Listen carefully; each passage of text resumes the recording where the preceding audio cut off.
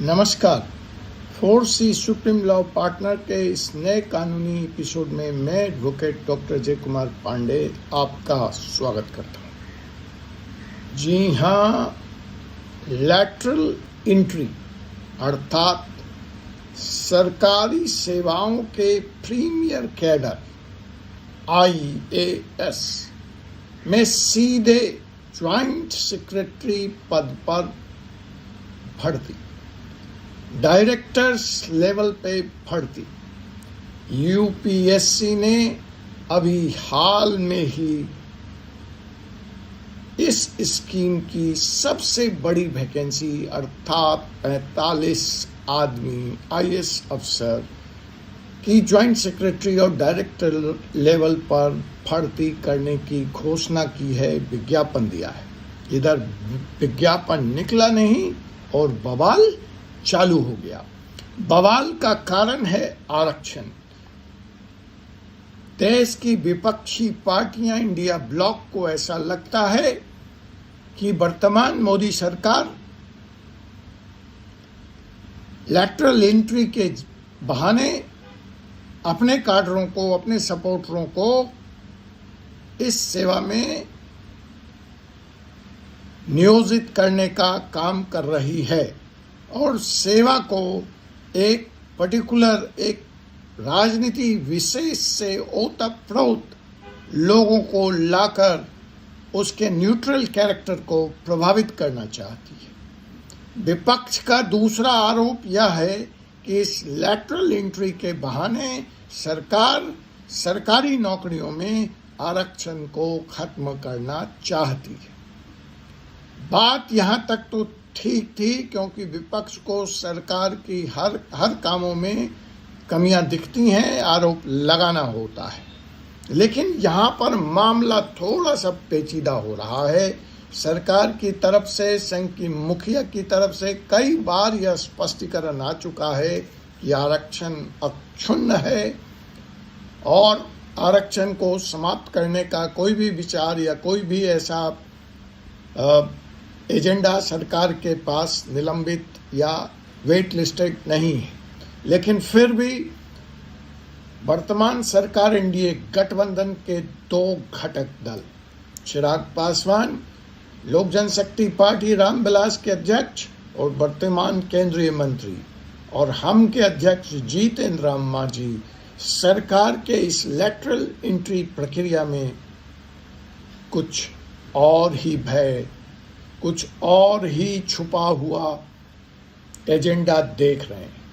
इन दोनों नेताओं ने बड़े मुखर रूप से लैटरल एंट्री का यह कहते हुए विरोध किया है कि इसमें रिजर्वेशन कहाँ है। चिराग पासवान तो यहाँ तक कहते हैं कि सरकारी नौकरियों की संख्या लगातार घट रही है, निजी क्षेत्र में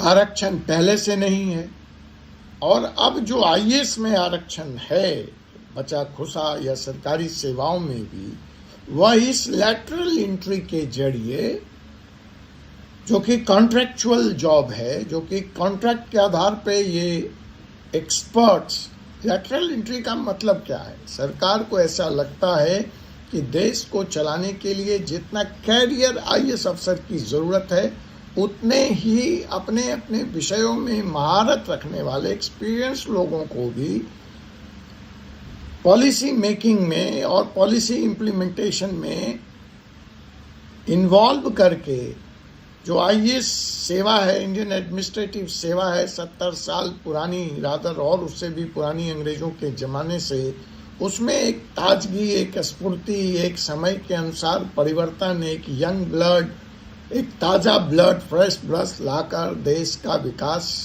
चौतरफा विकास बड़ी तेज़ी के साथ किया जा सकता है। इसलिए लैटरल एंट्री के माध्यम से एक्सपर्ट्स को डायरेक्ट ज्वाइंट सेक्रेटरी लेवल पर लेने की कवायद सरकार कर रही है, और यह अब तक की सबसे बड़ी वैकेंसी सरकार ने निकाली है। यूं तो यह कोई नई स्कीम नहीं है और यह कोई एनडीए या भाजपा की इजाद नहीं है। यह स्कीम यूपीए सरकार में मनमोहन सिंह जी के द्वारा ही शुरू की गई थी, लेकिन उसमें नियोजित होने वाले अफसरों की संख्या इस लेवल पर लेटरल एंट्री के माध्यम से कम रही। मोदी सरकार में भी इस माध्यम से पहले भी इसी तरीके से बढ़ती हुई, लेकिन आवाज नहीं उठी, इसका विरोध नहीं हुआ। अब जबकि यह वैकेंसी की संख्या 40-45 है, तो जो एनडीए के घटक दल हैं, लोक जनशक्ति पार्टी और मांझी साहब की हम, उनको ऐसा लगता है कि इसके जरिए जो आरक्षण का अधिकार है SC, ST, OBC, और फिर अगर इसकी बात हो रही है तो why not 10% of economic weaker section, इनका हक मारा जा रहा है। और इसीलिए इस बात का पुरजोर विरोध हो रहा है।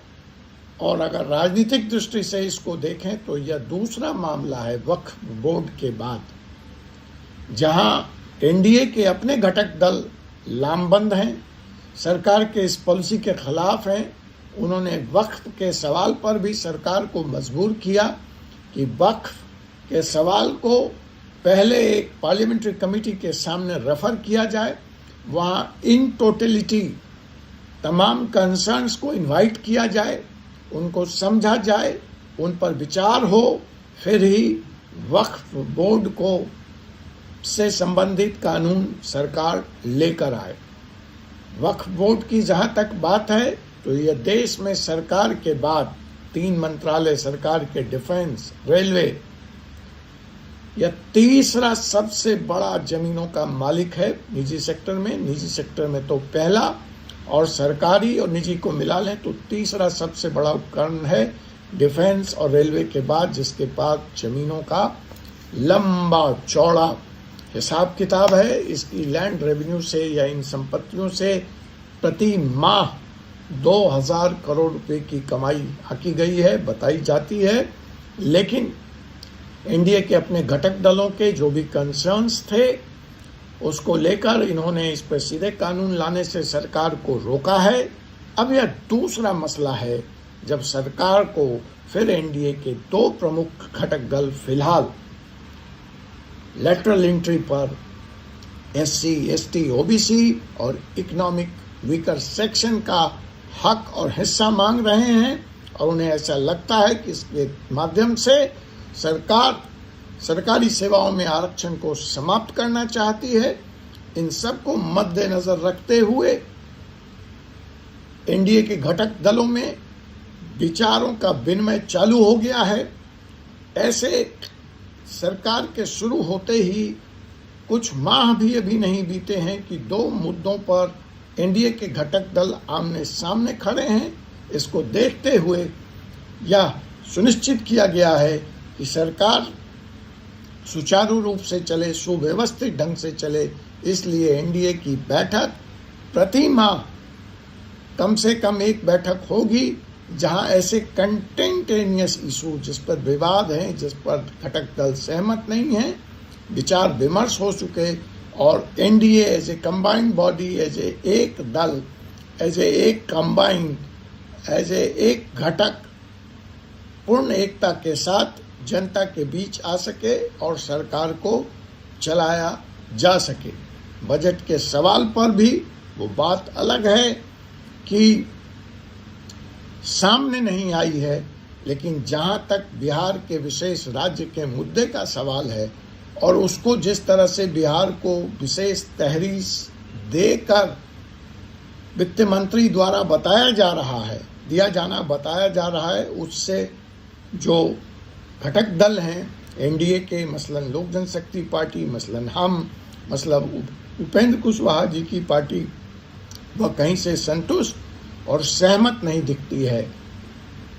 तो आप यहाँ बने रहिए। आगे घटक दलों की यह मुखर स्वर कितना मुखर हो पाता है, भाजपा उनको कितना संतुष्ट कर पाती है, उनके बातों को कितना तवज्जो मिलता है, और एनडीए अपना सफ़र सुचारू ढंग से कैसे करता है, इन सारे मुद्दों पर और भी बात आपसे होगी आने वाले अगले एपिसोड में। तब तक के लिए मुझे एडवोकेट डॉक्टर अजय कुमार पांडे को अनुमति दीजिए।